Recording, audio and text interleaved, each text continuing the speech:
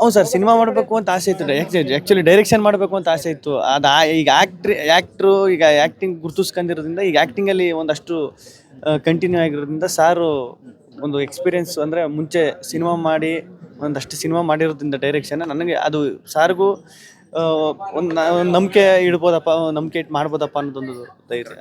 Big boss ಸಾಧು sir ಸೇರಿದಂತೆ ದೊಡ್ಡ ಸ್ಟಾರ್ಸ್ ತುಂಬಾ ಚೆನ್ನಾಗಿದೆ ಹಾಂ ಹಾಂ ಅದ್ರ ಬಗ್ಗೆ ಸಾಧು ಸರ್ ಆಕ್ಟ್ ಮಾಡೋದು. ಯಾಕಂದ್ರೆ ಒಂದು ಟೈಮಲ್ಲಿ ಅವರೆಲ್ಲ ನಮ್ಮ ರೋಲ್ ಮಾಡಲ್ ಆಗಿರ್ತಾರೆ ಹಾಂ ಸಿನಿಮಾ ಅಂತ ಬಂದಾಗ, ಸೊ ಅವ್ರ ಜೊತೆ ನಡೆಸೋದು.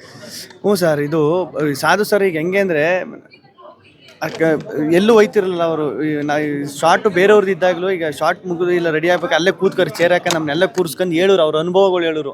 ಆವಾಗ ಒಂದು ಸಿನಿಮಾ ಮಾಡ್ದು, ಅವಾಗ ಹಿಂಗಾಗಿತ್ತು, ಇಲ್ಲೊಂದು ಸಿನಿಮಾ ಮಾಡ್ದು, ಇನ್ಸಿಡೆಂಟ್ ಆಗಿತ್ತು, ಒಂದಷ್ಟು ಹೇಳೋರು. ನಾನು ಇಲ್ಲೆಲ್ಲ ಸುತ್ತ ಆಮೇಲೆ ಅವ್ರ ಫೋಟೋ ಎಲ್ಲ ಈಗ ಬೇರೆ ದೇಶಕ್ಕೆ ಹೋಗಿ ತಗೊಂಡಿರೋ ಫೋಟೋ ಎಲ್ಲ ತೋರಿಸಿದ್ದು, ಇಲ್ಲಿ ಹೋಗಿದೆ ಈ ದೇಶಕ್ಕೆ, ಇದು ಫೇಮಸ್ಸು, ನೀನು ಹೋಗು ಸುತ್ತಾಡಬೇಕು, ನಾನು ಎಲ್ಲ ದೇಶನೂ ಸುತ್ತಾಡಿದ್ದೀನಿ, ನೀನು ಸುತ್ತಾಡಬೇಕು ಜೀವನದಲ್ಲಿ, ಎಂಜಾಯ್ ಮಾಡಬೇಕು ಅಂತ ಒಂದಷ್ಟು ಹೇಳೋರು. ಅದೆಲ್ಲ ಅವ್ರ ಅನುಭವ ಹಂಚ್ಕೊತಾರಲ್ಲ ಸರ್, ಅದು ಸಖತ್ ಖುಷಿ. ಅವ್ರ ಪಾಡ್ಗೆ ಅವ್ರು ಇರ್ಬೋದು, ನಮ್ಮ ಪಾಡ್ಗೆ ಅವ್ರ ಪಾಡ್ಗೆ ಅವ್ರು ಇರ್ಬೋದು. ಕರೆದ್ಬಿಟ್ಟು ಮಾತಾಡ್ಸೋದಾಯ್ತಲ್ಲ ಹಿಂಗೆ ಅಂತ ಎಲ್ಲ ಹೇಳೋದಾಯ್ತಲ್ಲ, ಅದು ಎಷ್ಟು ಜನ ಮಾಡ್ತಾರೆ ಸರ್. ಕ್ಯಾರೆಕ್ಟರ್ ಬಗ್ಗೆ ಮಾತಾಡಿದ್ರೆ ಮುನ್ನಾ ಬಾಯ್ ಹೆಸರಲ್ಲೇ ಒಂದು ಗ್ಯಾಂಗ್ಸ್ಟರ್ ಬರ್ತಾ ಇದೆ. ಸೊ ಹಿಂಗೆ ಏನು ಸಿನಿಮಾ ಕತೆ? ಸಿನಿಮಾದ ಕತೆ ಅಲ್ಲ ಸರ್, ಜರ್ನಿ ಕತೆ. ಜರ್ನಿ ಕತೆಲಿ ಈಗ ನಾನು ಗೌರವ್